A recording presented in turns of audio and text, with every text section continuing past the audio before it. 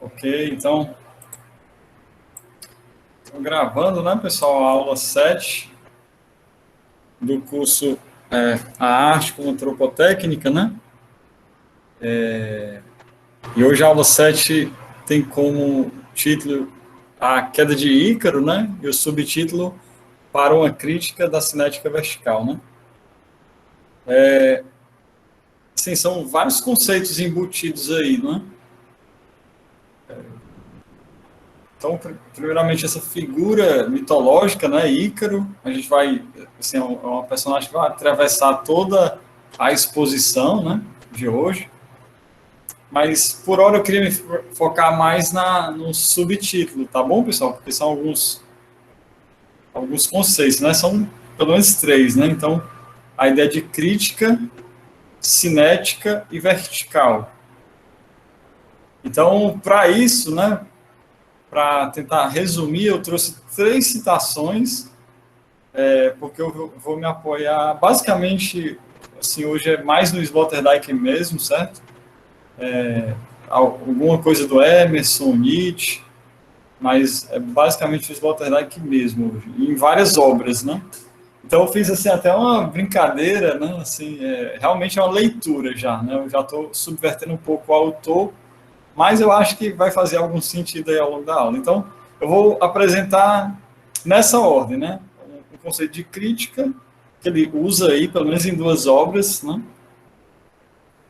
Apesar de que ele é um antípoda, né? Assim, eu não vou dizer que ele é um crítico, porque já seria problemático, mas ele é uma pessoa que é um dissidente da teoria crítica, né? Alemã, e, mas ele tem esse conceito, ele trabalha, cinética, né? Cinetismo, mobilidade, mobilização, né? Movimento. E vertical, né? Isso a gente já tem trabalhado mais aqui. Então, vou agora passar para as citações e depois são as obras e a gente vai fazendo, compreendendo melhor, tá bom, pessoal?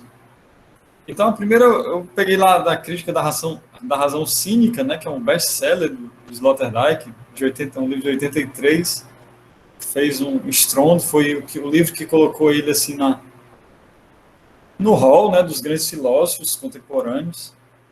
E de lá para cá a obra só cresceu. Né? E aí ele diz logo no começo, é um livro volumoso, assim, bem interessante, e ele está falando da crítica, e a crítica ela está muito ligada ali, por exemplo, ao Kant, né? E aí no século XX vai passar por uma espécie de declínio, decadência, né? E o Sloterdijk é um dos primeiros a apontar isso, né? Mas outros também já tinham feito, né? O próprio Benjamin, né? E aí ele diz assim, não há nenhum ponto de vista de descrição, nenhuma perspectiva central de uma crítica concludente, né? Então, é porque ele percebeu que a crítica, e aí é outro conceito que ele usa, é o conceito de cinismo, né? Ele percebeu que a crítica era uma modulação do cinismo, né? Um neocinismo. Não dá, infelizmente, para a gente analisar bem esse outro conceito, que é incrível, né? O cinismo, ele usa de modo ambivalente, né? O cinismo, ele tem duas faces, né? É uma face positiva e outra negativa.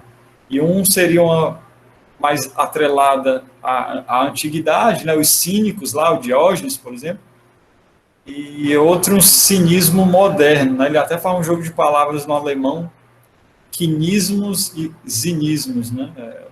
É uma coisa assim para separar. O quinismo seria o modelo antigo, né? Interessante, potente, e outro esse modelo mais decadente, moderno, aburguesado, né? E aí a crítica, né, aquela que estava sendo colocada, ela já não tinha mais sentido, porque e aí ele até está lendo o Benjamin também, né, que porque a crítica pressupõe uma certa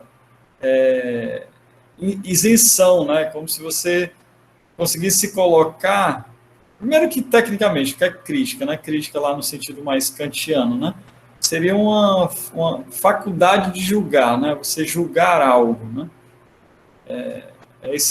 Essa perspectiva, né? Judicativa mesmo. Então, julgar,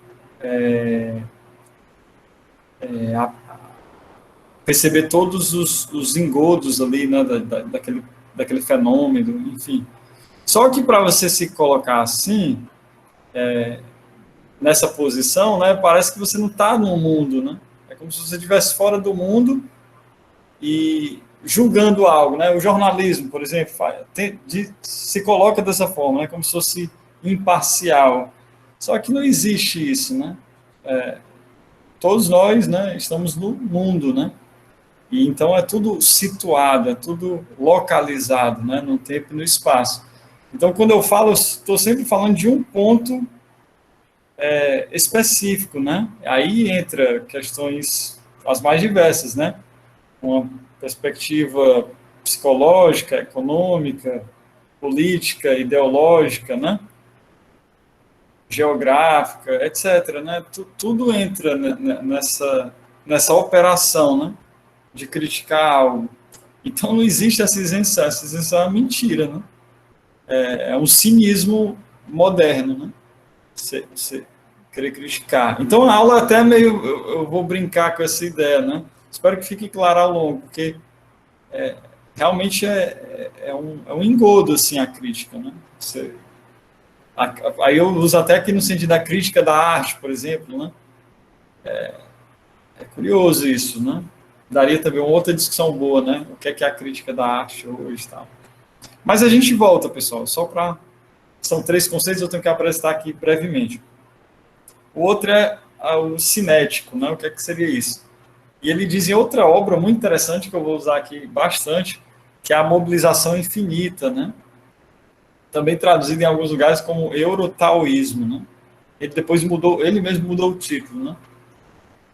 Eu até acho interessante o anterior também, mas esse aí, a palavra mobilização, que é muito importante. Ele diz assim, ó, já não há imperativos éticos de tipo moderno que não sejam, ao mesmo tempo, impulsos, né, cinéticos. Isso é curioso, né? A gente tem falado muito aqui de imperativo ético, estético, né, pessoal? Tens de mudar a tua vida, né? Tem de moldar, tem que escrever a tua própria história, esculpir a tua própria estátua, né? Fazer né, o autorretrato, essas técnicas, né, de tecnologias de si, né, exercícios espirituais, como a gente já falou aqui, com vários termos. Só que todos esses imperativos, eles não podem ser, segundo Sloterdijk, principalmente a partir da modernidade, separados de impulsos cinéticos, né? Então ele está trazendo aí uma questão física, né, pessoal? Ele chega a usar esse termo, é uma questão até física mesmo, né? A questão da mobilidade, da mobilização, né? A mobilidade é uma questão física, né? Se mover, né? Mover-se, se deslocar, né? Seja horizontalmente ou verticalmente, né? Como a gente está focando, privilegiando aqui, mas está implicando aí uma questão física, né? E, por outro lado, existe esse outro conceito interessante, que é mobilização, que seria um aspecto mais político mesmo, né? Então, até a gente diz, né? Mobilizar pessoas, né? Aí no sentido militar, religioso, ideológico, etc., né? Então, por aí que ele está usando esse conceito de cinética, tá bom? Então, e ele vai perceber que é uma espécie de inclinação humana, assim, né? A própria ideia de civilização, humanidade, tal como a gente conhece, né? Civilizada, né? Com as suas culturas e tudo, ela é fruto de uma cinética, né? É uma dinâmica de movimento, né? De expansão para o bem e para o mal. O Sloterdijk, ele trabalha, por isso que eu brinquei com crítica, né? Ele é muito mais ele está muito mais na fenomenologia, né, na suspensão, na epoquê, seria até mais correto falar aqui assim. Eu poderia ter colocado lá, né, uma fenomenologia da, como é que é o nome da aula? Da cinética vertical, né? ao invés de crítica, né? Mas eu quis polemizar mesmo. Então, poderia ser uma fenomenologia, né, dessa cinética vertical, desse movimento vertical. Seria até mais justo com ele, né? Mas, enfim. E ele fica nessa análise, né, assim, bem interessante, ele vai perceber isso em variadas culturas, né? E aí eu vou trazer aqui uns elementos para a gente pensar junto também, né? Alguns fenômenos que seriam sintomáticos desse imperativo, né? Esse impulso, né? Como ele chama, o impulso de mobilização, de mobilidade, né? De errância, né? Se for o caso, se a gente quiser falar assim também. E aí, para terminar, a vertical, eu fiquei em dúvida, um monte de fragmento. Aí eu fui buscar lá no Pós-Deus, né? Esse livro que é muito interessante, assim. E ele diz lá, é bem interessante, né? Esse livro, ele é bem ensaístico, assim, dá para ler ele é uma espécie de colagem de textos, né? Dá para ler em separado. E aí um dos ensaios, ele diz assim, o ser humano nunca é idêntico consigo mesmo, né? Ele é tocado e permeado por forças verticais. Então, para o Sloterdijk, o ser humano, ele estruturalmente, ele sofre de um desnível, né? Consigo mesmo, né? Então, eu já tenho essa característica, né? Então, eu estou sempre já sob essa influência de uma tensão vertical, uma força vertical. Então, é claro, aí algumas pessoas não vão trabalhar isso, né? Mas, em geral, sim, né? E aí todas as áreas humanas, a gente falou de algumas, a arte é só uma delas, né, pessoal? Mas aí a gente poderia falar de todas as áreas, né? Do pensamento, o atletismo, o corpo, né? A estética corporal, a engenharia genética, né? Tem várias formas de você se moldar, né? Sempre no intuito de uma verticalização, né? De um aprimoramento. Eu acho que até o título é isso, né? Ele fala de aprimoramento nesse capítulo aí. Aí tem técnicas para isso, né?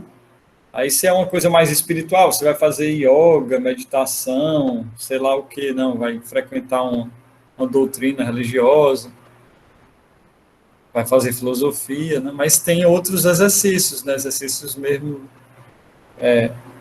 mais físicos, assim, né? E por aí vai, né? Então, são esses conceitos aí fundamentais para a gente adentrar na aula, né? Eu vou tentar ser mais rápido agora. Eu fiz poucas sessões dessa vez, pessoal, tem umas 4, e aí a primeira delas é esta, certo? Já já vai entrar o Ícaro, tá bom? Não se preocupem, mas é só para a gente se situar um pouco, que essa discussão é bem ampla, sabe? Essa aula seria muito grande, assim. Inclusive, eu e o Rafael, a gente fez um curso, né? Foi o primeiro, durante a pandemia, dedicado todo ao nomadismo, né? Que é essa sessão aqui, que eu vou falar brevemente. Então, isso é um tema, assim, fantástico, né? Atravessa toda a história da humanidade, assim, né? Até da pré-história. Mas eu queria só pegar para a gente entender essa questão da cinética, né? Então, nomadismo versus sedentarismo. A aula de hoje também vai ter muito uma coisa meio de dialética, pessoal. De luta, sabe? De agon, né? Como os gregos diriam. Então, eu botei versus mesmo, assim, sabe? O nomadismo versus sedentarismo. Apesar de reconhecer que não são coisas simplesmente, puramente antagônicas. Elas também são complementares, tá bom? Há uma complementariedade aí. Mas eu vou colocar dessa forma porque tem um sentido aqui em relação à aula, certo? Então, vamos tentar primeiro entender esses fenômenos, né? O Emerson, nesse ensaio chamado História, eu já trabalhei aqui, eu acho incrível, né? Os ensaios do Emerson, né? A gente trabalhou mais de um, na verdade, né? O autoconfiança, né? E ele diz nesse ensaio aí, né? Que o nomadismo e a agricultura, que a gente poderia dizer a agricultura é o sedentarismo, né? É o primeiro modelo de sedentarismo. são os dois fatos antagônicos na história, né? Aí ele dá vários exemplos, assim, na Mesopotâmia, etc. O antagonismo das duas tendências não é menos ativo nos indivíduos, predominando ora o amor à aventura, ora o amor ao repouso. Então, além de ser uma questão social, coletiva, também seria um antagonismo individual, né, estrutural do ser humano. Então, a gente teria essas duas filias, né, esses amores aí, né, uma topofilia, um amor ao lugar, e um amor à errância, né, ao nomadismo, à movência, né. Só que, assim, na minha narrativa aqui, que eu estou propondo aqui, humildemente, a gente vai perceber, pessoal, que o ímpeto nômade, ele é mais evidente, assim, ele é mais predominante, né?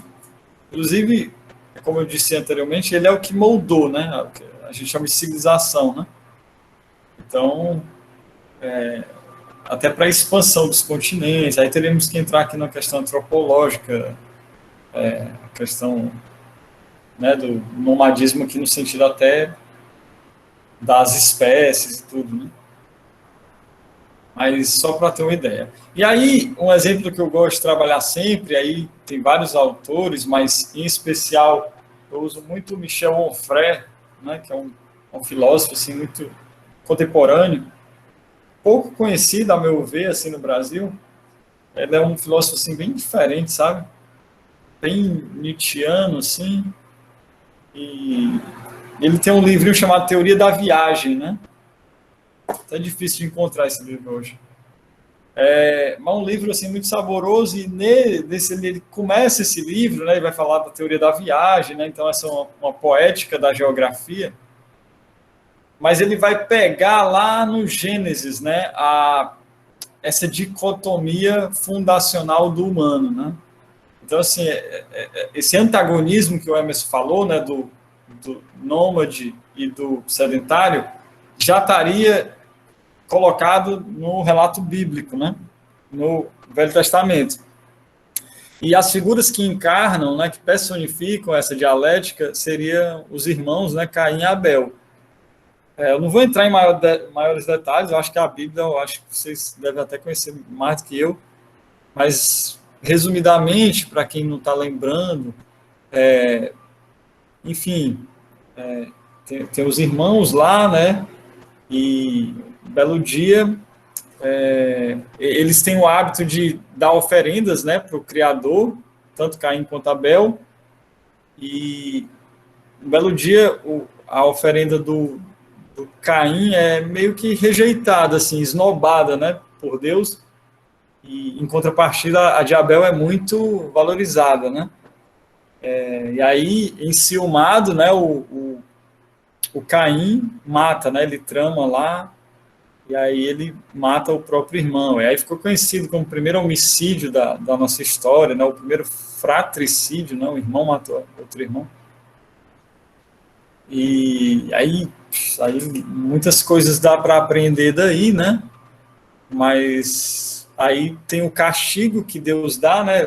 É válido lembrar que Caim era um agricultor, um camponês, né, e Abel era o pastor, né. Então, na história, quem é o nômade, né? O nômade é Abel, né? Ele é o...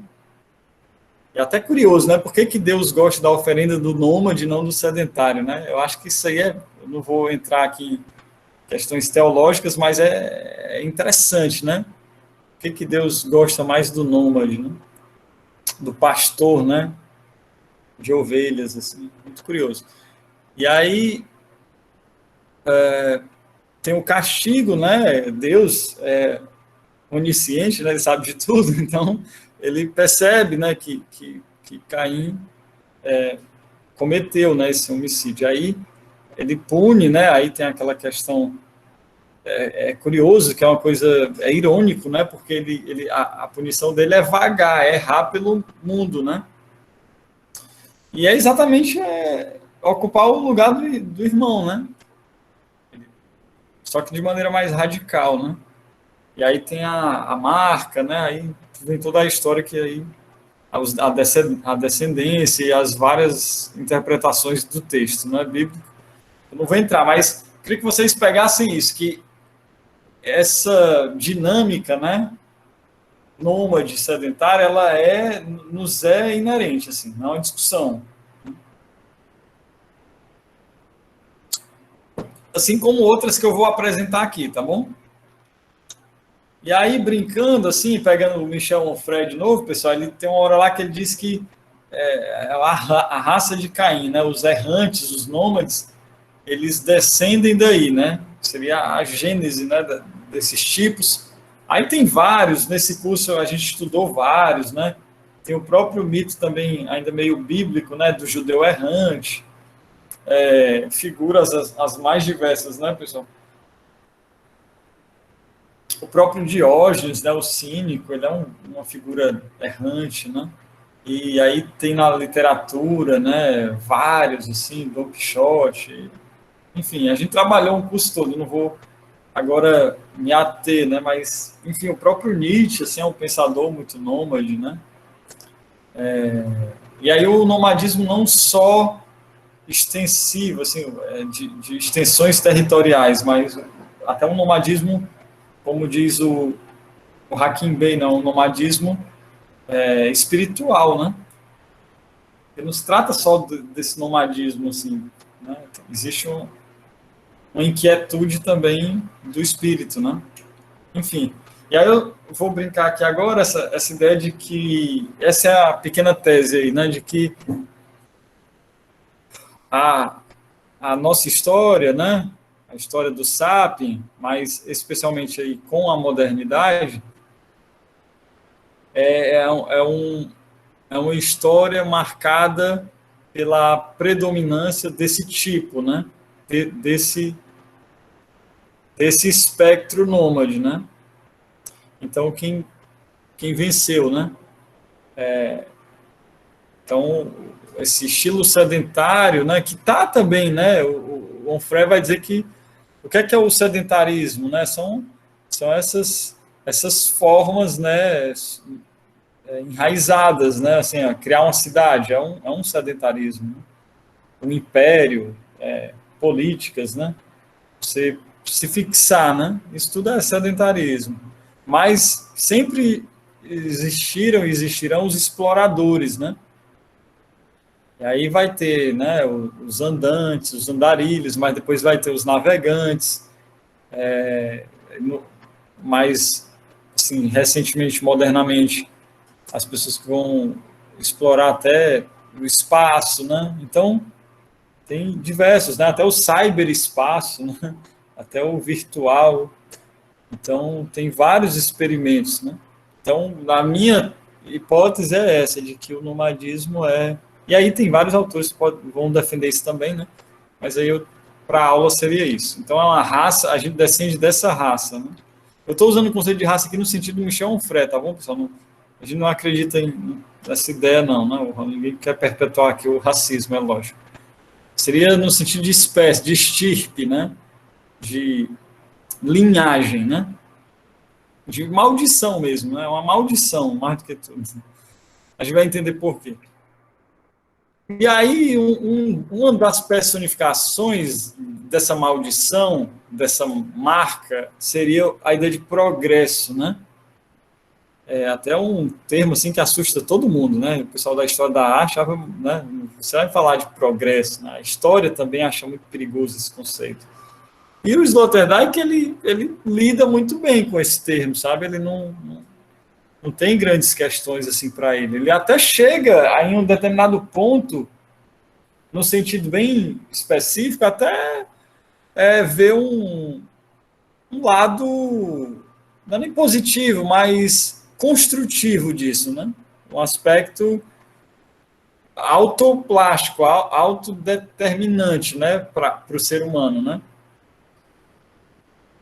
A ideia de progresso, né? Aí tem esse quadro muito famoso, eu não vou entrar em maiores detalhes, mas é um quadro assim muito potente, né? E aí eu estou citando Emerson, estou muito aí no século XIX, então esse quadro ele é muito interessante aqui, muito oportuno.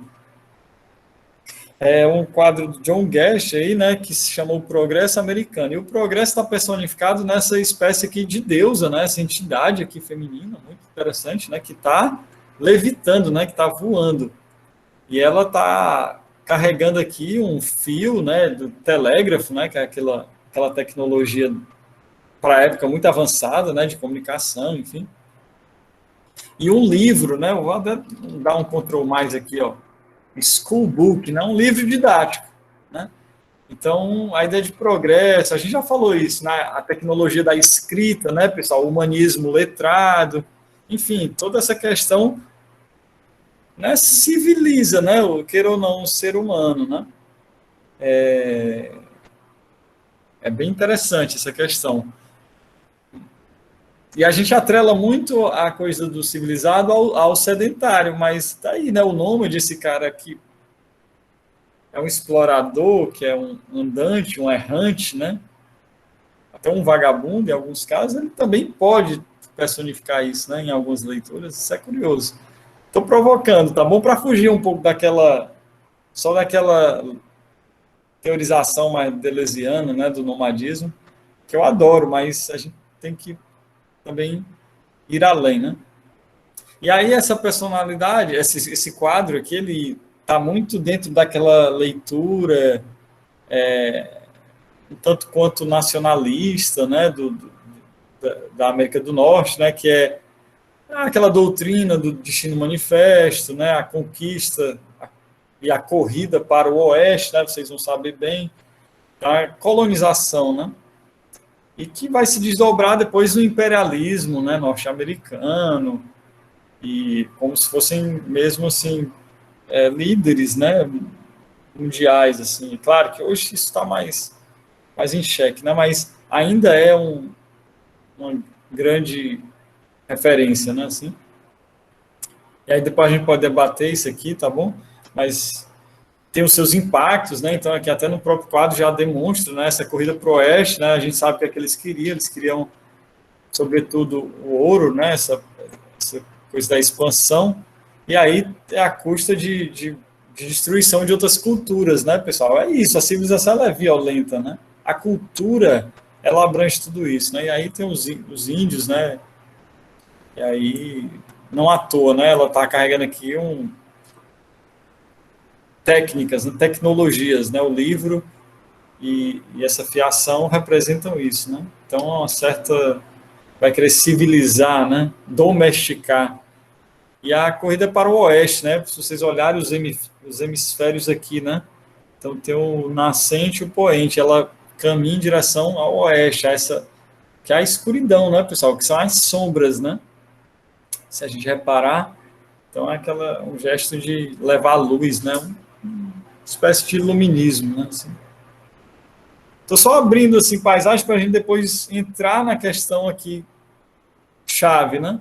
Então o conceito de progresso, o Sloterdijk, ele, né, como eu falei, ele lida muito bem. Ele diz até que não significa uma simples mudança de posição, na qual a gente avança de A para B, né? Progressivo na sua essência é somente aquele passo que leva ao incremento da capacidade de dar passos, né? Então, isso aqui eu vejo muito, eu quero ler aqui hoje nessa chave, né, de um progresso que antes de tudo, é um progresso, um autoaperfeiçoamento, né? É um progresso de si mesmo, né? Ele fala, né? É um passo que, antes de tudo, não é só para ir de um lugar, um ponto a outro, de A para B. É um passo que vai lhe dar a capacidade de dar mais passos, né?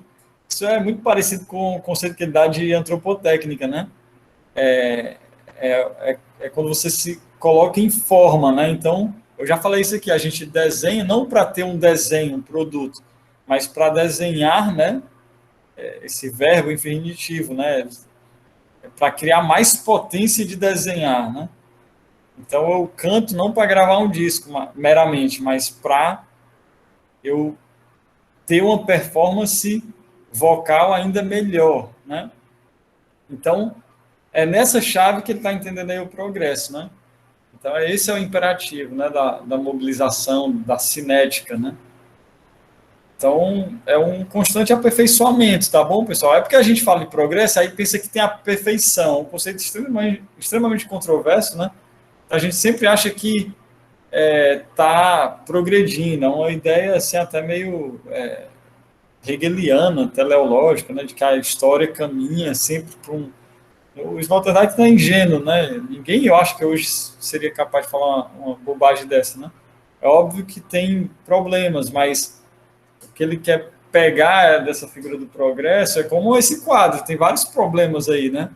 Mas tem um lado dele interessante, não? Essa força, né? É um ímpeto, né? Então isso é próprio do nômade, né? Que é um risco, né? É um risco inerente à movência, né? Enfim. Então, só para situar, né, essa coisa aí. Por isso que é uma maldição também, né, pessoal? A gente vai ver que é extremamente complexo isso. Nunca tem só um lado. É ambivalente mesmo essa questão da técnica, do progresso, sabe? Do movimento. Nunca é simples assim, preto no branco, né? Aí outra ambivalência interessante, e aí é fruto muito, eu tenho que dar os créditos aqui, eu estou num grupo de leitura com o Juliano Peçanha, né? Não sei se vocês conhecem, mas deveriam, é um escritor fantástico, assim, para mim, um dos mais... Já falei isso aqui em off, né? Mas queria registrar, para mim, é um dos autores contemporâneos brasileiros, assim, tá no panteão, e por sorte total, eu estou num grupo de leitura lá com ele, e a gente tem discutido muito essa relação, né, de peso e leveza, né, que é uma discussão que tem na filosofia, atravessa alguns autores, mas ela encontra assim um lugar bem destacado na filosofia do Sloterdijk, né, sobretudo no último tomo de Esferas, né, desse projeto, que é chamado de Espumas, que a gente vai citar já já. Então, tem toda uma discussão sobre peso e leveza, né? E aí eu botei versos de novo, né? A questão do agon, né? Da luta, da dialética de novo, né, pessoal? Então, são também mecanismos que estão aí, né? Há muito tempo. Então, a questão da civilização, né? Da cultura, poderíamos dizer. Eu sei que tem até essa distinção aí, né? Bem alemã, inclusive, civilização e cultura, mas eu estou usando aqui como sinônimos, tá bom? Então, a gente está sempre oscilando entre esses polos, né? Entre o peso, né? A dureza, né? A gravidade e a leveza, né? Uma potência antigravitacional. A gente vai falar disso aqui. Então, e aí o Sloterdijk é muito feliz, né? Eu acho que o Nietzsche também seria um antecessor dele nessa discussão. Acho que ele colocou as primeiras pistas, né, dessa discussão. E aí a gente vai entrar finalmente aí no Ícaro, tá bom, pessoal? Nossa, tá voando, cara. E aí o mito, né, rapidamente, nossa, eu vou fazer a leitura mais tradicional, assim, né? O Ícaro, filho de Dédalo seria aquele artífice, né? Ele construía muitas coisas, era um inventor, né? E ele criou, por exemplo, o labirinto, né? Que foi aprisionado lá, o Minotauro e tal. E aí, só que ele eu não quero dizer um palavrão, ele brincou, né? Ele, ele criou problemas, né? Com o Minos, né? O rei, né? E ele acabou sendo aprisionado na sua própria criação, né? No próprio labirinto, é curioso. E aí ele e o filho dele, né? Que é o Ícaro. Foi porque ele ajudou, né, a Ariadne e Teseu, né? Naquela missão de matar o Minotauro e tal, todo mundo sabe. Então, o Minos ficou furioso, né, em relação a isso, e aí deu essa punição que é grave, né, porque você botar alguém no labirinto é quase condenar, né, assim, a pessoa ao cárcere eterno e à morte, né, bem dizer, porque é um lugar muito insalubre, né, digamos. E aí, conversando um belo dia com o Ícaro, né, o Ícaro ficava imaginando, poxa, como seria bom se a gente tivesse asas, né, para voar, se a gente tivesse a liberdade dos pássaros, né? E, e o Dédalo respondeu, o pai dele respondeu, nossa, a gente não tem asas, mas a gente tem um intelecto, né? E aí já está dito, né, assim, que ele usar o intelecto para fabricar essas asas. E aí tem a ajuda da mulher, e aí não vou entrar em detalhes mitológicos, mas o fato é que ele constrói, né, com penas e cera, esse artefato, né, e eles tramam, né, a fuga e conseguem exitosamente. Só que,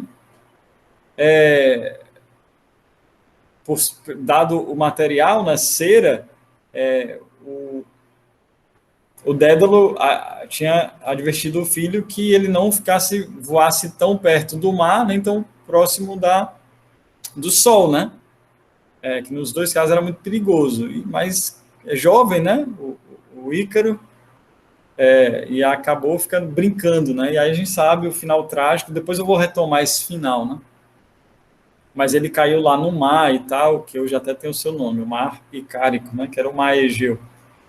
Então, e eu vejo isso aí como prometeu lá, né, pessoal, que a sina, né, um certo destino do ser humano, né? Esse seria o verdadeiro destino manifesto, né? Ao invés do destino americano, esse é o verdadeiro destino, né? A verdadeira maldição aqui, né?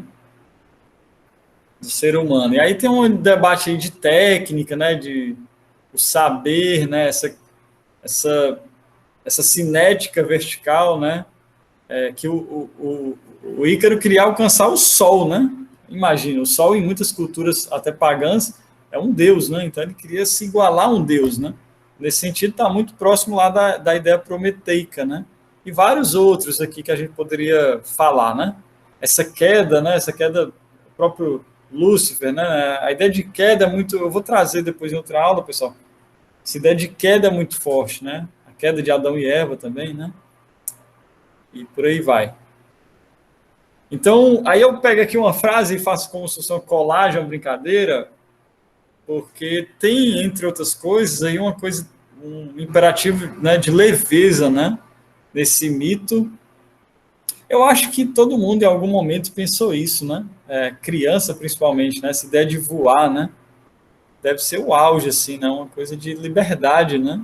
É um símbolo de liberdade, né? E de transcendência, né? De superação, de verticalização, né? É por isso que eu trago essa figura trágica, tá bom, pessoal? Assim, para a gente pensar essa dinâmica, né? O sedentarismo e o nomadismo, a leveza e o peso, né? O alto e o baixo. E aí o Nietzsche diz assim no Zaratustra, né? Quem um dia ensinar os homens a voar, né? É bonita essa cena que o Dédalo está ensinando mesmo, né? Deslocará todos os marcos de limites. Os marcos mesmo voarão pelos ares, né? E esse alguém batizará de novo a terra de Aleve, né? Interessante, o Nietzsche é tomado como um pensador, um filósofo do peso, né? Ele criou várias ideias, o próprio Eterno Retorno, né? Que ele chama de o peso mais pesado, né? Ele tem uma ideia de peso, né? A ideia do filósofo como um atlas, né? O cara que carrega sustenta, né? O firmamento, um globo nas costas. Mas ele tem muita leveza, assim, né? Ele tem muitas imagens, né? As bolhas de sabão, a mariposa, tem muitas coisas assim, né? As montanhas, né? O próprio Zaratustra vai para o alto da montanha, né? Ele fica lá há 10 anos, né? Então tem muito esse jogo, né, no Nietzsche, do alto e do baixo, e do leve e do pesado, né? Então isso é uma pista inicial aí da discussão, né? E o Sloterdijk, ele atualiza demais, assim, ele coloca em termos mais antropológicos, né? Menos poéticos e mais antropológicos. E aí aqui até o Rancière citando ele, né? Nem gosto muito do Rancière, mas é legal que ele citou aqui. Ele diz assim: o Peter Sloterdijk, em seu livro Espumas, conforme sua descrição, o processo da modernidade é um processo de antigravitação. Então, assim, pessoal, o que é o pesado e o leve em termos sociológicos, antropológicos, né? Civilizacionais, né? Seria assim que as técnicas, né, essas próteses que a gente cria, elas visam dar leveza, né? Os exercícios que a gente tanto prega, eles são, ainda que você usa uma carga, uma sobrecarga, mas eles são para dar leveza, né? Até no sentido de que um halterofilista, ele malha para ter mais força, e aí a vida, né, o caminhar fica mais leve, tudo fica mais leve, né? Para um cara que pega muito peso, fica mais fácil, né? E quanto mais ele pega peso, mais ele consegue, né, ir além. E aí todos os exercícios, né, a meditação, a yoga, a dança, a pintura, né, tudo, né, todo tipo, né. Então, a ideia do progresso, da modernização, da mobilização é para você burlar a gravidade. Então, no fundo, o que a gente quer, que todo mundo quer, é ser o Ícaro. A gente quer se livrar da gravidade, né? Que são esses pesos, né? Essas amarras. Né? Um nomadismo mesmo espiritual aqui, não nomadização. Uma cinética vertical, né? Uma transcendência. O ser humano, por conta desse desnível, né, que o Sloterdijk aponta, a gente tentaria sempre se elevar, né? Um ou outro que vai ter uma questão de depressão, né? Depressão aqui até no sentido geográfico, né, pessoal? Depressão é aquela parte mais baixa, né, de uma formação geológica, de um relevo, né? Então, mas a gente quer o cume, né? A gente quer a montanha, né? A parte mais elevada. Então, só tirando esses casos, né, que são problemas existenciais, enfim, em geral o ser humano que a gente quer ser feliz, alegre, né? A gente quer. Eu estou pintando uma caricatura, mas é isso, basicamente, né? Então, todas essas próteses, seguros de vida, as leis, tudo que a gente cria é para dar uma dignidade, aliviar esse fardo, né? Que é de várias ordens, né? E aí é interessante, né? Esse quadro aqui do Magritte é sensacional. O surrealismo é incrível nesse ponto, né, pessoal? Tinham muito o Magritte e o Salvador Dalí, eles quebravam demais, né, essa ideia da gravidade. Se você for ver, os quadros deles é muito constante ter objetos levitando, assim, né? É incrível. E aqui tem todo um jogo, né? Esses símbolos aqui são muito fortes, pessoal. Aqui é o mar, ó, o mar lá do Ícaro, mas também tem as espumas, ó. Eu trouxe esse quadro por isso, ela é muito potente. A pedra que a gente já tematizou aqui, a pedra é o próprio homem, né, pessoal? A pedra é o homem. Qualquer mitologia, em qualquer relato, assim, sempre é o próprio homem, né? Aquela frase bonita do Nietzsche, né? O homem é uma pedra feia, né? Que tem que ser lapidada. Humano, né? E aqui ainda tem a nuvem, né? Que a gente vai também tratar aqui. Muito interessante. Então, olha aí, é um paradoxo, né? Essa imagem ela é um choque visual, né? Que você tem a pedra, que é uma coisa pesada, e a nuvem, que é uma coisa leve, mas ambas estão levitando, né? Notem como é interessante isso, né? Pô, tem só uma gripe para fazer isso, pessoal, né? Outra história isso aí, né? É incrível. E aí o Magritte de novo aí, né? E o Sloterdijk. O Sloterdijk, ele, nesse livro, né? Nessa obra, né, pessoal, ele vai descrever esse processo todo o itinerário, né, do Homo sapiens, toda a narrativa humana, né? E aí ele vai descrevendo em termos morfológicos, aí de forma, né? E aí eu não vou resumir a obra, é extremamente densa e ampla, né? Mas a gente já começou a trabalhar, né, o Esferas 1, e aí ele vai pensar, né, nessas morfologias, desde do íntimo, né, do mínimo até o macro, né? É o que ele chama de microesferologia, a macroesferologia. E a nossa esferologia, que seria a moderna, né, pós-moderna, que é a esferologia plural, né? Que aí a imagem não são os globos, não são essas figuras totalitárias, totalizantes, né? Eu vou até brincar aí com o termo. Mas seriam formas pulverizadas, né? Rizomáticas, excêntricas, né? Não tem um centro único emissor, como tinha no passado, né? Por isso que essa história dos Estados Unidos não tem mais, assim, né? Não é só ele, não é só esse, né? Hoje, sei lá, a China daqui a pouco vai ocupar esse posto, né? Economicamente, politicamente, e tem uma alternância aí, né? São vários centros de emissão. E aí a gente já falou a morte de Deus, né? Então aquele reator central também, ele é apagado. E aí hoje está tudo disperso, né? Tanto que são várias seitas, vários credos, né? Várias cosmovisões, né? Então, ele vai recorrer a metáforas visuais, espaciais, mais condizentes com esse mundo, que não é mais aquela esfera todo lisa, né? O globo, né? Omniabrangente. Ele vai recorrer à ideia de espuma, né? Que são formas muito frágeis, né? Estão próximas, mas elas estão isoladas, né? Apesar de próximas, e é muito parecido com o nosso mundo, né? São, são estruturas cofrágeis, né? E aí ele fala aqui sinônimos, né? Pilhas, esponjas, nuvens. Eu adoro esse paralelo com a nuvem, né, pessoal? A nuvem é uma coisa muito volátil, né? Etérea. Ela está aqui, depois desaparece, né? Depois se junta e faz uma coisa maior e dispersa. Tá? Essa metáfora do mundo que a gente vive como uma nuvem é incrível, né? Turbilhões, né? Serviram como as primeiras metáforas amorfológicas. Ele diz que a modernidade ele é um processo de anarquia morfológica, né? Antes você queria criar, né? Platão, o cristianismo, os impérios. A gente queria criar uma grande coesão social, né? Por meio de um modelo único, né? Totalizante, né? Holístico.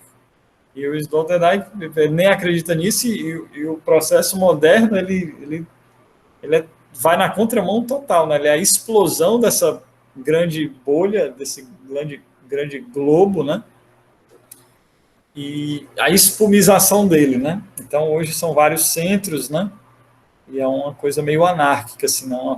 Uma amorfia, né? Uma deformação mesmo. Parecido com o rosto, né? A história lá do retrato que eu falei, antes era você queria plasmar, eternizar. Hoje é o apagamento do rosto. Né? Enfim. Aí tem umas imagens, pessoal. Eu vou mais passar por causa da hora. Então, aí, de novo, o Magri, essa escultura aí, pessoal. Sensacional, né? Quase que uma máscara mortuária, assim, né? E só que o rosto é formado por um céu, né? São nuvens, assim, né? Incrível o negócio. Então, o próprio ser humano se converteu nisso, né? E aí tem também nesse mesmo pegado Salvador Dalí, ó. Casal com as cabeças cheias de nuvens, né? E aqui tem um jogo incrível, né? Que eu tentei... Por isso que a imagem, ela é potente, né? Às vezes a imagem vale mais do que 1000 palavras mil. Eu sei que essa frase é desgastada, mas ela é verdadeira às vezes, né? Eu sei que tem imagem que não vale nenhuma palavra, né? Mas tem outras que... Né? Esse é o caso, ó. Esse trabalho incrível, né, pessoal? São silhuetas humanas, né? Um casal, mas não tem essas figuras, né? Elas são compostas aí pela própria a paisagem, né? Aquela relação de a figura se converteu no fundo e o fundo se converteu na figura, né? O positivo e o negativo. Aqui é uma imagem interessante, né? Bem dialética, bem agônica, né? Bem ambivalente, né? Esse é o tipo de imagem oportuna, né? E aí a cabeça dela também, né? Cheia de nuvens, né? É incrível isso, né, pessoal? Eu não vou ficar aqui, tem várias coisas para a gente aprender a partir disso, mas eu vou deixar para o final, a gente volta, se for o caso. Aí a arte contemporânea também é incrível, né? Tem esse artista holandês que ele, para mim, eu tenho aquela, sabe, uma certa... Dá até uma raiva, assim, o cara é tão sabido que, né? mas ao mesmo tempo é um atrator, né? Alguém que você pode se guiar. É um artista genial, né? Ele teve essa ideia de que é basicamente botar uma nuvem dentro de espaços expositivos ou até outros, né? E ele cria por meio, né, de tecnologia mesmo, né, pessoal? E aí ele faz, isso não dura muito tempo, mas é o tempo suficiente para ele fotografar, né? O nome dele é difícil, é Bernard Sbild, né? Eu não vou ser, é holandês, pessoal.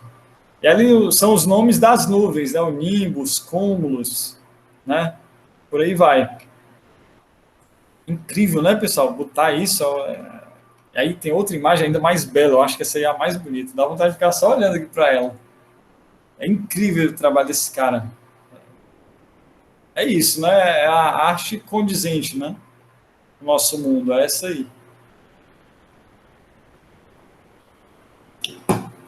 O Caio tinha falado, né, do Berman, que se inspirou, por sua vez, no manifesto do Partido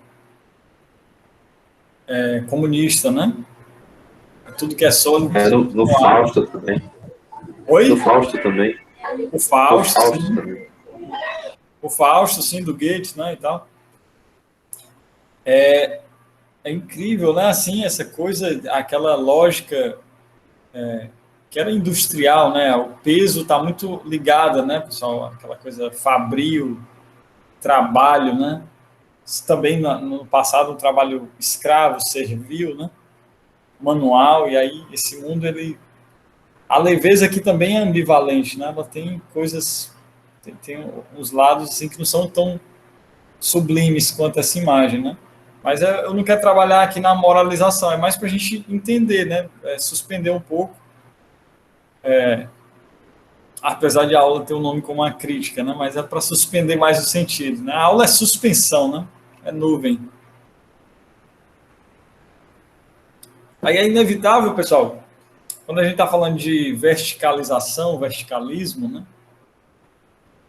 Esse movimento, né? Essa tensão vertical, de falar de acrobatismo, né? Por Sloterdijk, o próprio Nietzsche já faz isso no Zaratustra também, né?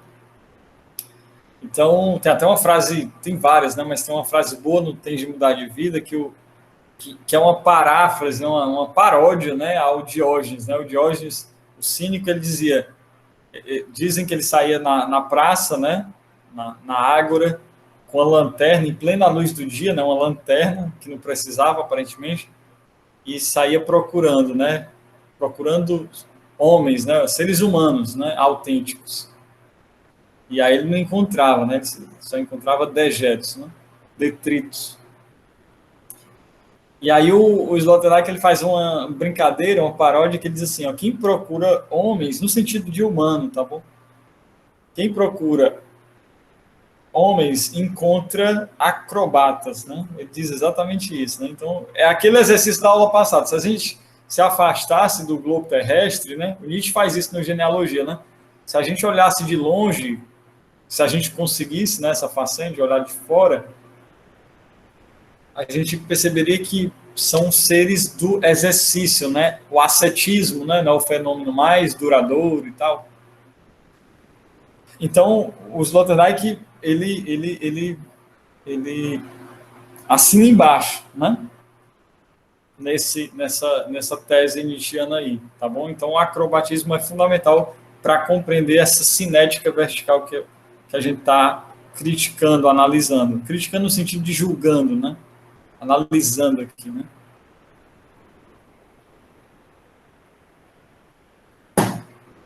Aí eu tenho de mudar, né? O termo acrobatismo, isso é lindo, né, pessoal? Demais, assim. Sensacional. É definição, assim, etimológica, né? O termo acrobatismo remete à expressão grega, né, para variar, que designa o fato de andar sobre as pontas dos pés. Eu acho que eu falei isso aqui já, né? Vem de acros, alto, né?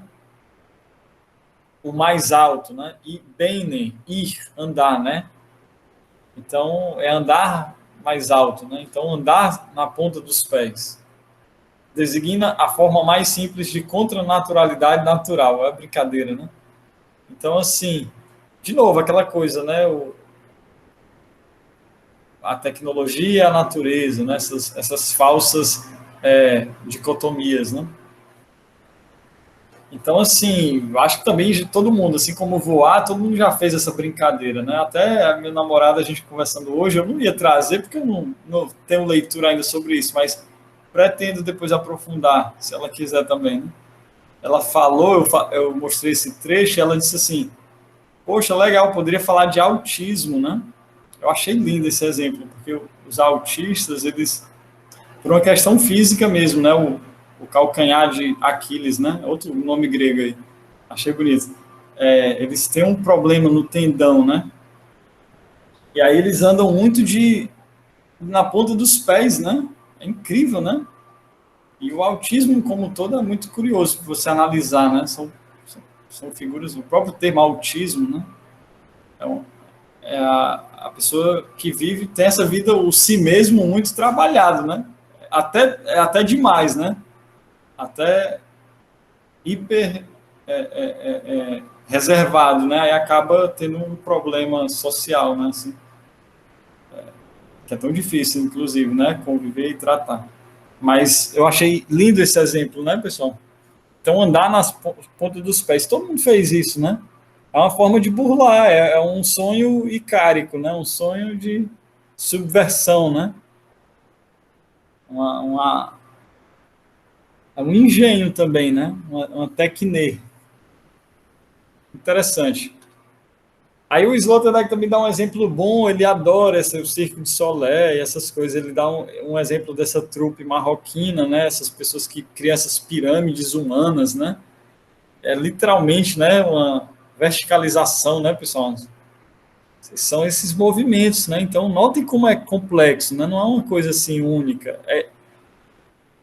É físico, é espiritual, é econômico, é político, são todas as. É um fenômeno. A antropotécnica ela tem várias entradas. É cosmético, é estético, é atlético, é psicológico, é espiritual. Né? Ele tem várias dimensões, né? Pluridimensional. Né? Então é lindo, né? Isso aqui, depois eu aconselho ver os vídeos, pessoal, né? Esse grupo acrobático do Tanger, né? Que é Marrocos, né? Aí tem esse trabalho aqui, Hauka, né? A energia do círculo. É bonito, assim, sabe? Eu vi uns vídeos rapidamente. Lembra muito o Cirque du Soleil também, né? Eles fazem, ainda pulam, né? Eles fazem a pirâmide e ainda ficam pulando, assim, é um negócio incrível, né? A superação mesmo, né? Ah, e tem esse cara que eu acho que em termos de quando se fala de acrobata, né, de equilibrista, de funâmbulo, né? Eu acho que é um dos grandes ícones, né? Eu até assisti também mês passado, eu acho, também com a minha namorada, a gente tá só vendo o filme agora, que é o Philippe Petit, né? Um francês, pessoal, que teve várias façanhas, assim, né? E a mais conhecida é essa, né?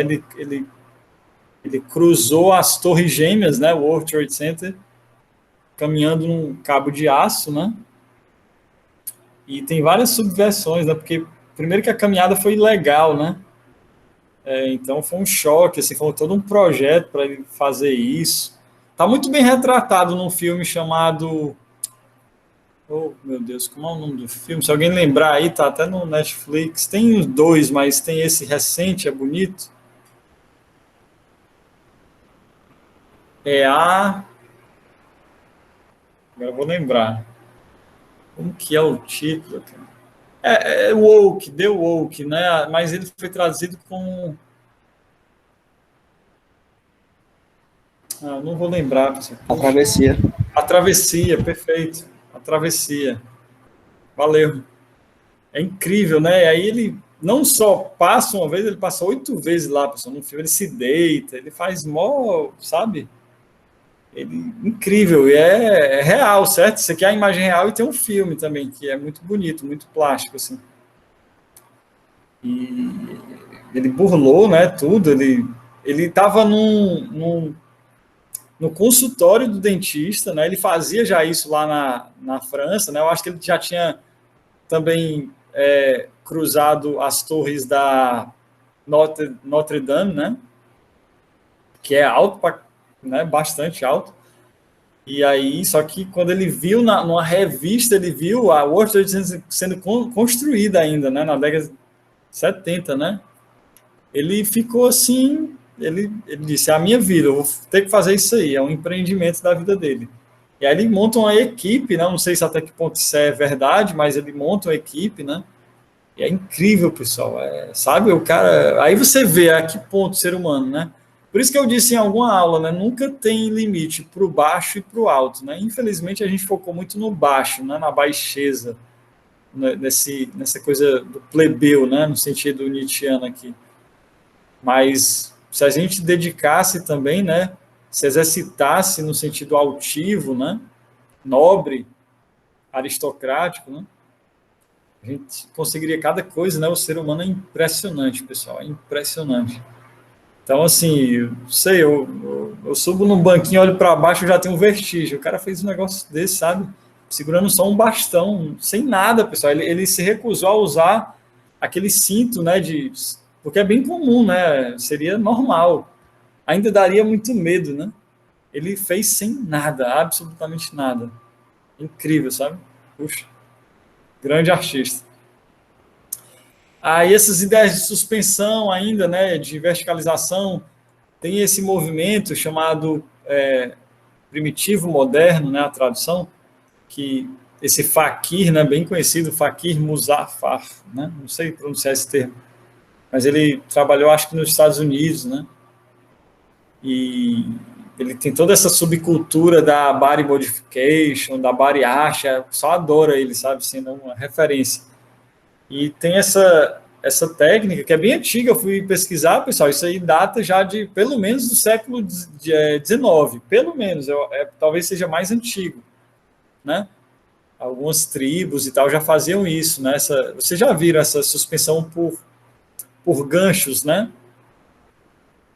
E aí é um negócio assim, hard, né? Na brincadeira, né? E aí a nossa imagem lá da sala, né? O Stellark, né? Esse artista greco-australiano, né? Incrível. Que a gente vai trabalhar melhor ele na próxima aula, né? A Crepúsculo dos Sapiens. Quando a gente vai falar de bioarte, body art, tecnoarte, né? Ele é uma referência muito grande. Eu vou até mandar um texto dele incrível, tem traduzido aqui, depois eu mostro. E ele é também meio que tem um teórico, assim, um cara que tem e ele tem uma ideia de que o corpo humano é obsoleto, assim, né? Ele quer propor mesmo assim a fusão homem-máquina, né? Então é bem interessante a contribuição dele, né? Ele implantou no próprio braço uma orelha, né? Aqui tem essa escultura que ele fez, né? Enfim. E aí ele também é adepto dessa técnica da suspensão, tá bom, pessoal? Ele fez várias vezes isso aí, ó. Inclusive lá atrás também, na década de 80, nos Estados Unidos. Olha aí como é interessante. Lembra muito o Ícaro, né, pessoal? Esse aqui é o Ícaro pós-moderno. Tem lá o Ícaro, né, com as suas asas construídas pelo Dédalo, que é o Ícaro real, tá aí, ó. Não mitológico, é o Ícaro mundano, né, do mundo efetivo, do mundo tecnocientífico, né? Totalmente, né? Esse gesto, essa coisa aí é incrível, né, pessoal? De novo, ó, então sempre essa coisa da suspensão, a verticalização, né? Esse aqui é muito forte também nos anos 80, ó. Eu achei legal que ele botou umas pedras aqui, ó, e parece uma posição de meditação, né, pessoal? A gente vai falar na próxima aula dessa questão, dessas experiências, não como não estou propagando, mas é um fenômeno, né? Por exemplo, o uso que teve nos anos 60 das drogas, né, pessoal, dos entorpecentes, para que você saísse, né? Certas experiências místicas também, né, de meditação, o budismo, né? Opa, a gata. Então, o Stellark aí, ele é perfeito, né, nesse âmbito, assim, né? Ele é bem ilustrativo, tá bom? Aí tem muita coisa, eu fico obsessivo pelos temas e vou pesquisando tudo, né, pessoal? A mania de tentar esgotar, né? Macrohistórico. Aí tem essa foto aí do Salvador Dalí, eu já falei, os surrealistas tinham muito essa coisa de quebrar, né? Salvador Dalí é incrível, depois a gente vai analisar aquela fase dele, misticismo atômico, né? Ele foi muito influenciado, sabe, na Segunda Guerra, a Guerra Fria, aquele momento ali que a física quântica, né, essas coisas estavam despontando, ele ficou muito curioso pelo estudo do átomo, das partículas subatômicas, né? E aí tem essa foto aí do Philip Hausmann, né, que fez como se no ateliê do artista, né, como se ele tivesse suspenso, né, ele chamou de Dali atômicos, né? Bem legal. Hoje não daria certo fazer isso, jogar o gato aqui, não. É inadmissível isso hoje em dia, né? Os ecologistas iam... Como é que chamam os animais aí? Enfim, né? E foram na tentativa, viu, pessoal? Eles jogavam tudo, várias tentativas para fazer essa foto aí. E a pintura de Salvador Dalí, né, vai muito nesse sentido, né? E aí eu peguei uma imagem forte, né? Porque a crucificação, né, um momento de dor muito físico, né? E ele coloca uma crucificação suspensa. Ele tem várias, né, crucificações assim, pessoal, flutuando. É muito interessante, sabe, de pensar isso no Salvador Dalí. A leveza, né? A questão antigravitacional, né? E aí, deixa aí, eu acho que é o exemplo da noite. Assim, eu acho que é a coisa mais bonita que eu vou falar hoje aqui, pessoal, mostrar, né? Que é esse curta-metragem do Albert Lamorreci, né? Que é um francês cineasta. Esse filme é lindo demais, pessoal. É 30 minutos, vai mudar a sua vida. Filme quase mudo, assim, sabe? É bem imagético, assim, bem visual. Basicamente, é a história desse menininho aí, o Pascal, ele encontra esse balão vermelho, né? E aí é uma Paris meio cinza, sem vida, e essa criança fica encantada, sabe, por esse artefato que, né, além de muito bonito, a cor muito bem escolhida, a cor que contrasta com essa frieza, né, esse cinza frio, azulado aí, né, parisiense, e ele tem muita vida, né, é um filme que é incrível, né.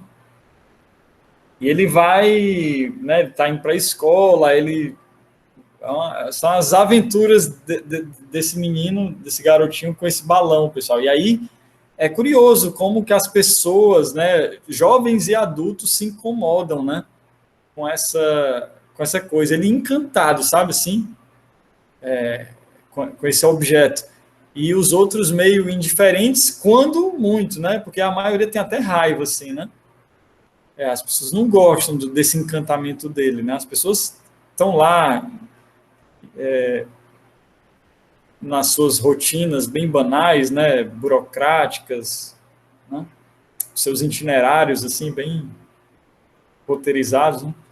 E não percebem a beleza disso aí, não. O filme para você refletir muitas coisas, né? Eu não vou dar muito spoiler, apesar de que eu vou mostrar aqui um pouco a última cena, mas eu não vou mostrar o entremeio aí da coisa, mas assim, ele basicamente vai ter muitas dificuldades e ele vai criar é quase que uma fábula, né?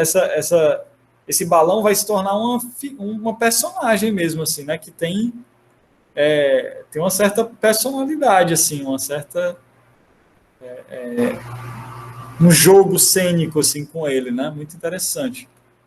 E aí tem a última cena, não tem problema, mas acabam destruindo o balão dele, né? As crianças e tal, querem toda hora, querem até atirando lá, estilingue e tudo. E tem uma hora que ele encontra vários balões, e tem uma hora antes que ele encontra uma menininha com um balão azul, ele já acha interessante, assim, né? Uma cena muito bonita. E depois, no fim, são vários balões de todas as cores, né? E ele até sai, né? Uma coisa bem Ícaro mesmo, né? Tem uma hora que ele pega todos esses balões, junta e vai dar um passeio, né? A cena final, assim, o plano final é essa imagem muito poderosa, né? Incrível, né, pessoal? A técnica, né, proporcionando essa leveza, né, essa elevação, essa verticalização, né? E aí eu lembrei, aqui eu não vou me detalhar por causa do horário. O Sloterdijk, inclusive, começa o primeiro volume do Esferas com a imagem de um menino com as bolhas, né, soprando, até daquele pintor rafaelita, né, pré-rafaelita, é um movimento incrível do século XIX, né? O John Everett Millais, né? E é um quadro que ficou conhecido depois como Bolhas, né? Que é o subtítulo desse livro também. E é incrível, né? A análise que o Sloterdijk faz, pessoal, não vou entrar aqui, é lindo demais, assim. Mas, de novo, a bolha como uma coisa da leveza, né? E essa é uma criação sua também, né? Ao mesmo tempo, esse menino soprou esse material e criou isso, né? Então, passa a ser uma extensão dele, né? É ele próprio, né? São essas próteses, né? Eu não vou entrar, eu já indiquei, né? A leitura dessa, a introdução é lindo.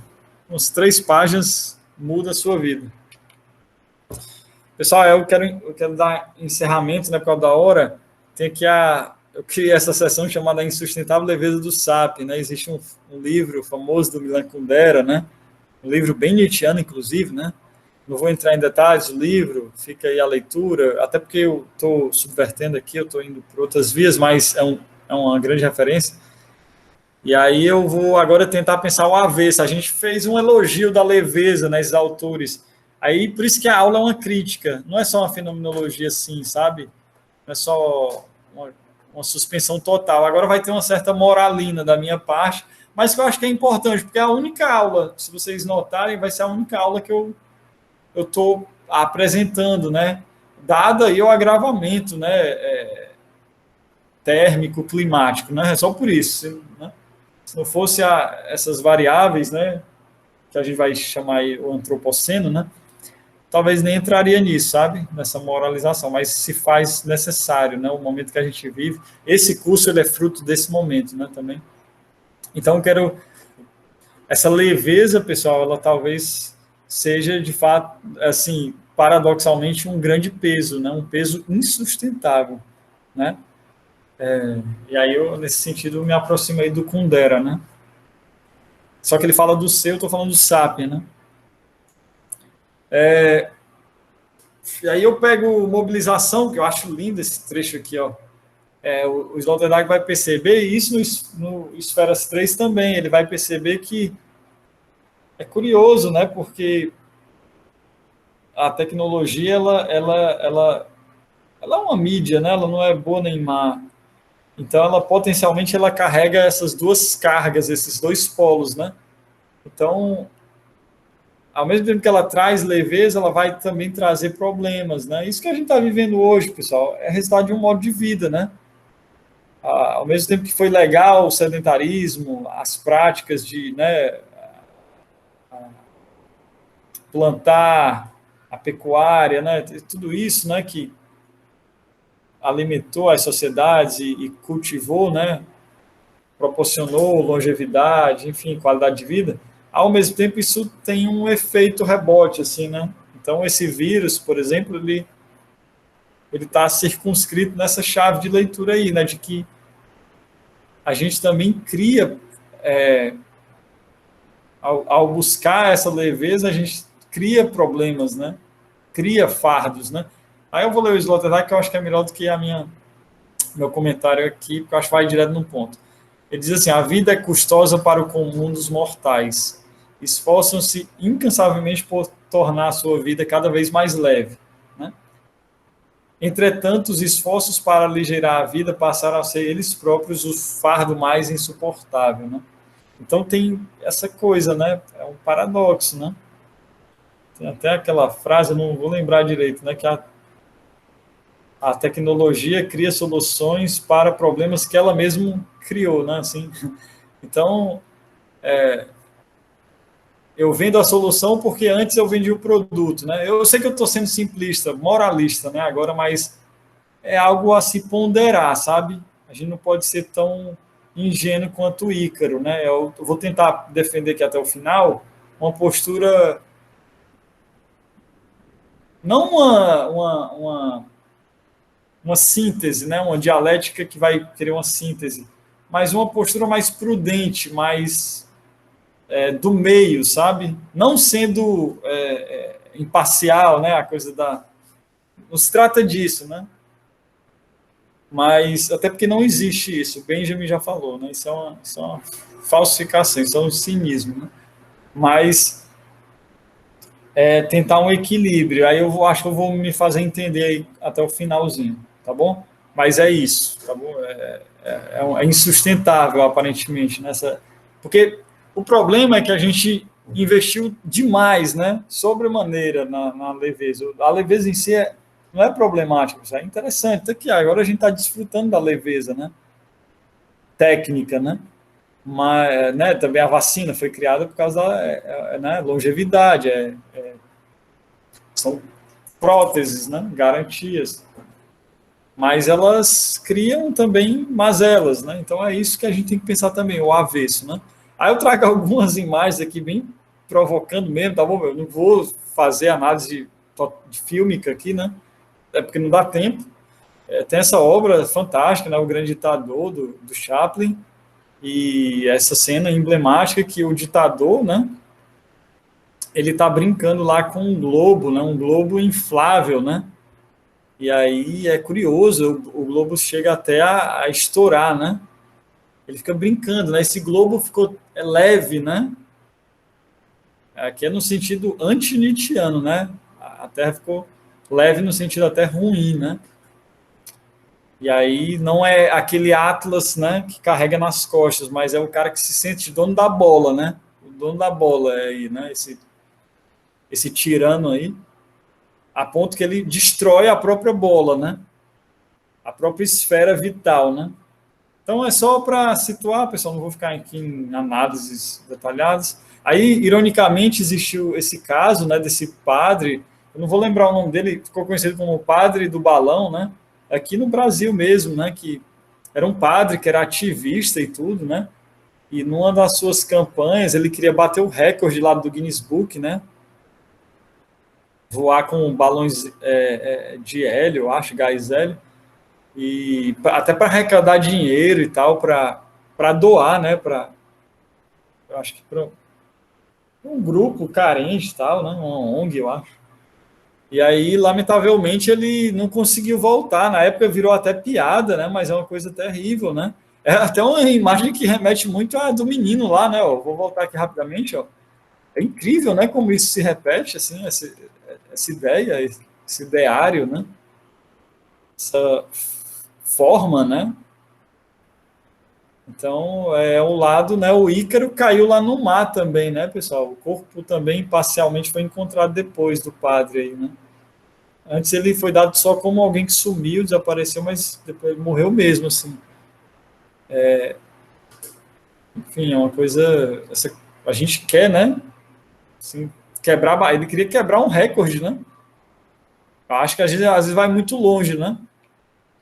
E aí eu trago nesse. É meio moralista, né, pessoal? Mas é para a gente ter um contrapeso, né?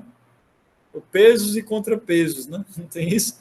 A gente tem uma contraparte, né? Um outro lado da coisa. Senão a gente fica aqui muito partidário e pensa de uma maneira muito simplista, dual.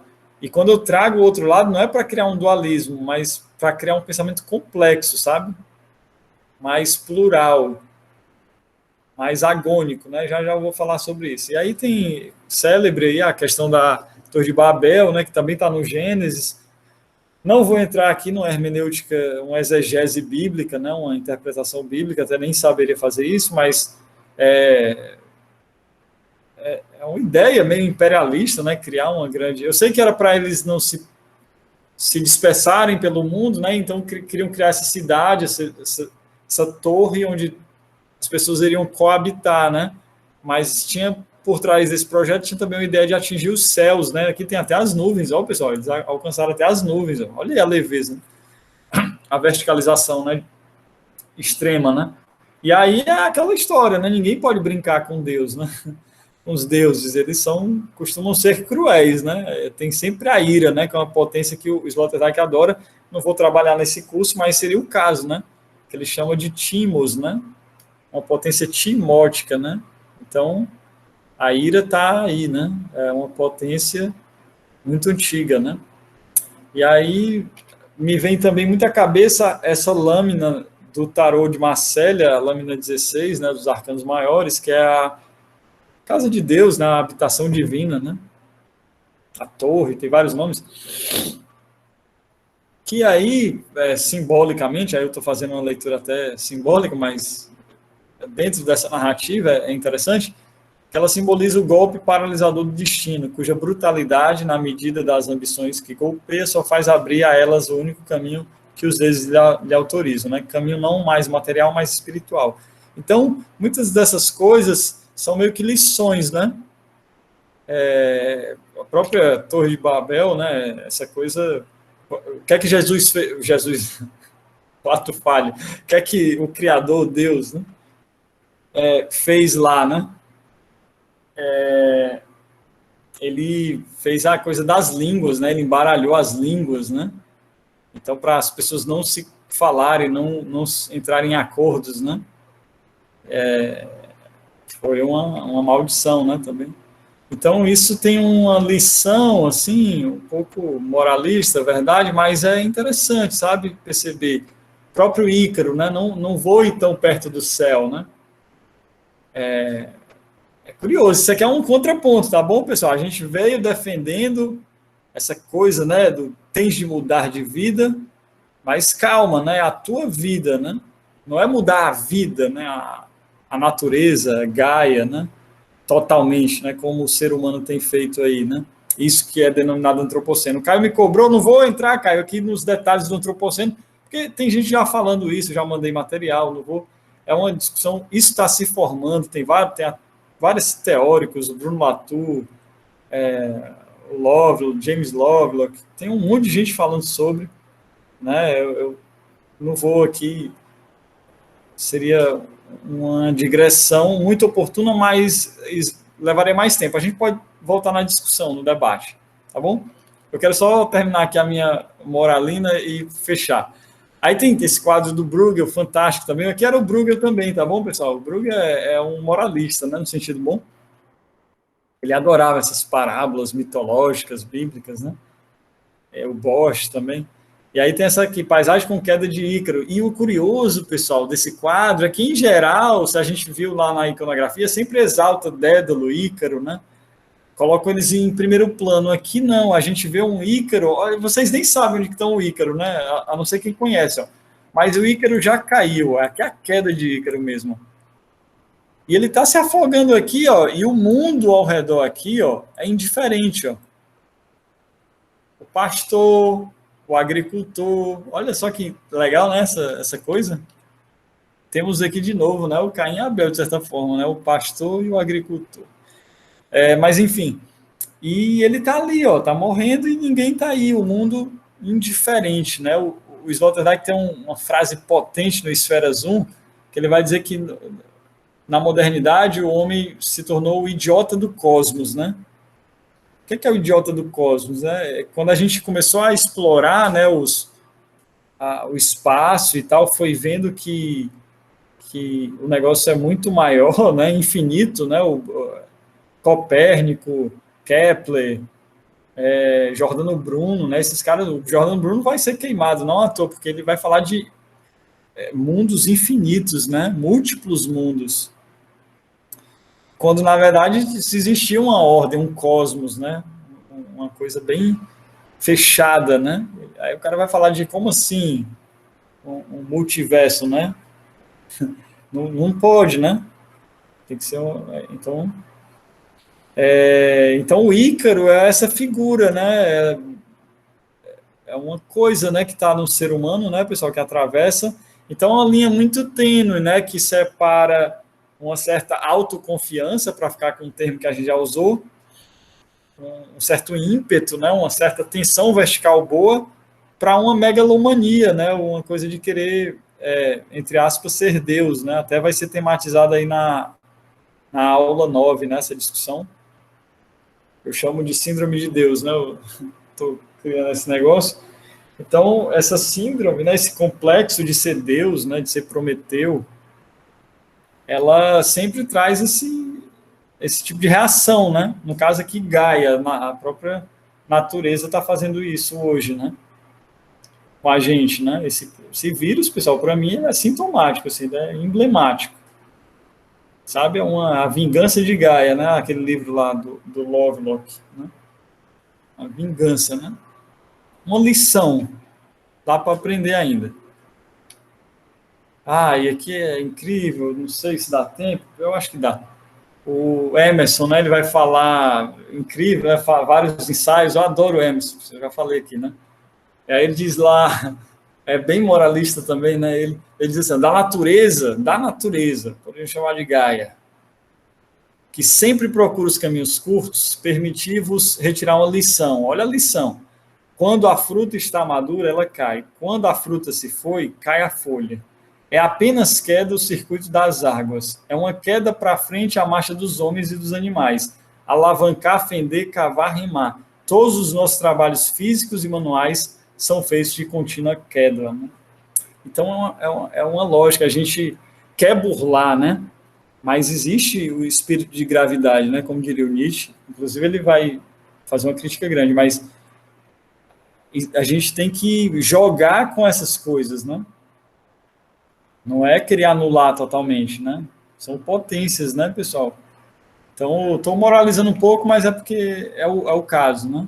E aí, fecha aqui essa sessão, e aí a última é bem rápida, mas eu acho que é a mais importante. E aqui diz assim, ó, o Nietzsche, né, também, o Nietzsche sempre com aquela coisa catalisador, né? O Nietzsche, ele achava que o que pode ser destruído tem que ser destruído, né? Deve ser destruído, né?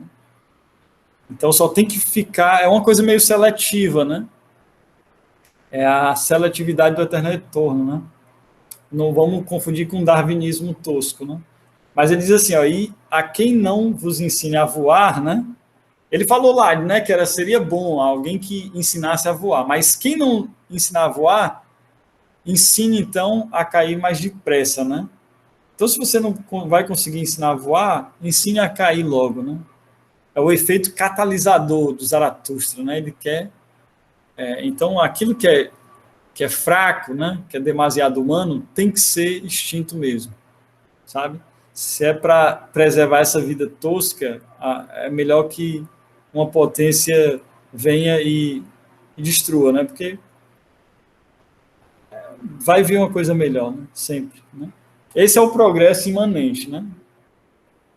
Mas aí eu não vou fechar assim não, tá bom, pessoal? Não vai ser tão catastrófico, apesar de que eu vou fazer aqui ainda essa ponderação, né? Que é lindo isso aqui também, ó, do Sloterdijk. Puxa, é o final do Tem de Mudar, pessoal. Página 500 e pouco. Ele vai dizer assim, a única autoridade com o direito de dizer hoje, no antropoceno, né? Tens de mudar a tua vida, é a crise global. Então não é mais ninguém, não é um mestre, não é uma divindade, assim, uma divindade nos termos antigos, né? É um dogma religioso, não é uma lei, né? Mas a grande catástrofe devia forçosamente tornar-se a Deus do século XXI, né? Do nosso século. Então, ele vai trazer essa imagem, né? Muito potente, né? Então, a única autoridade é a crise global, né? Que está aí despontando já, né? E a única deusa que a gente deveria adorar seria a catástrofe, né? Depois vejam a etimologia da palavra catástrofe, é interessante. Como que esse termo é usado na tragédia grega, né? É muito legal. Então, eu coloquei a catástrofe porque está prometido lá no plano de trabalho, mas eu nem quero focar nisso, pessoal. Quero pensar agora, fechando aqui a amarração, no outro curso eu tinha falado de uma dialética vertical. Eu revi isso e estou adotando hoje um termo chamado agonística vertical. O agon grego é o combate, é o duelo, certo? E ele não tem uma mera função de ter um vencedor, sabe? Mas é o exercício mesmo, é o jogo, sabe? Então, existe uma agonística. Eu não quero uma dialética hegeliana que tem uma síntese, um apaziguamento, nem acredito nisso. É algo mais... É o que o Sloterdijk vai chamar de perpétuo mobile, né? Esse conceito até da física, né? O moto contínuo, né? Esse movimento que o Nietzsche também trabalhava, né? O eterno retorno, né? É uma roda que gira por si mesma, né? Então, não é fazer uma apologia do peso ou da leveza, não é criar partidos assim, né? Porque não é dual, pessoal. A aula passada eu falei só sobre isso, né? Pensar para além do dualismo. o dualismo ele é muito pobre, sabe? A gente já pensou muito assim. É sair do dualismo rasteiro, sabe? Então é um pensamento agônico, né? É uma batalha mesmo. E essa batalha, ela não é horizontal, ela é vertical. Ela é entre o nobre e o plebeu, né? No sentido espiritual, né? Sentido nietzschiano aqui.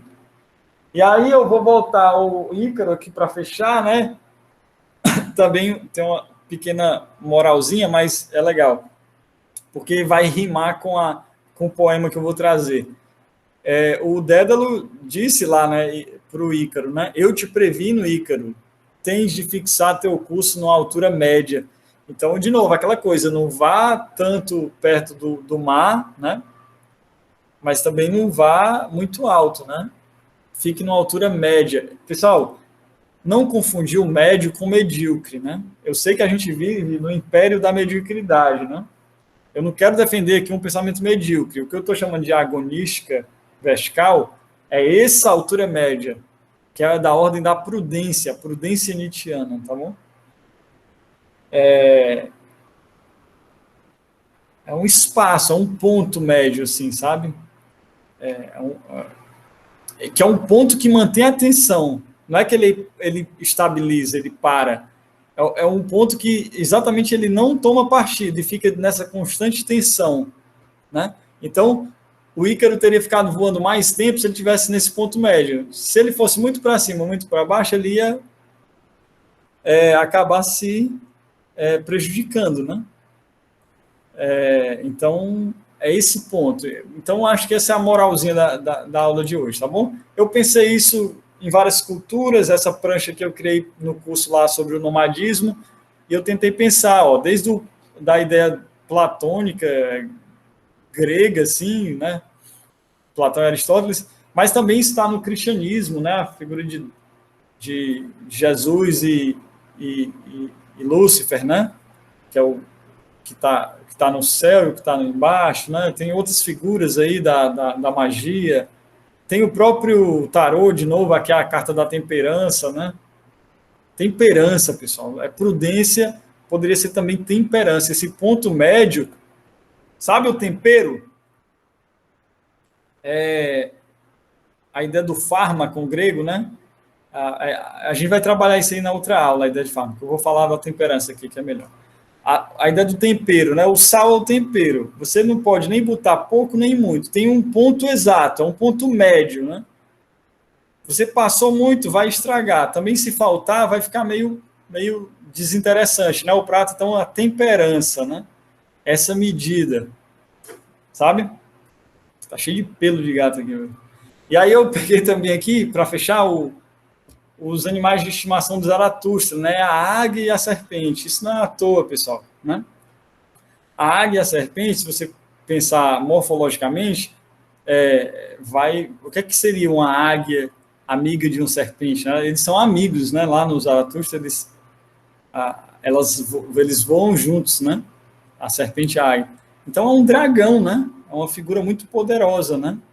Aqui tem até o Ouroboros, né? Que também é outra forma, né? Outra materialização desse pensamento cíclico, né? Mas que não é vicioso, ele é virtuoso, né? Ele tem um certo ideia de progresso, de seletividade, de aprimoramento, de aperfeiçoamento, né? Isso é muito... Infelizmente eu deixei para o final, né? Mas é a parte mais legal, pessoal, isso aqui. E aí, para fechar o poema do Nietzsche, que eu acho que aí resume totalmente, né? Que ele diz assim, Gaia Ciência, né? Prudência mundana, o nome. Olha aí, a prudência mundana. Não fique no rés do chão, não suba alto demais. O mundo parece mais belo a meia altura. Parece o Dédalo falando para o filho dele, né? Dando conselho. É um conselho de pai para filho mesmo aí, tá bom? Ou de mãe para filho, se quiser. Então é isso, pessoal. Era muita coisa, mas espero que tenha feito um sentido aí. Parar aqui a apresentação.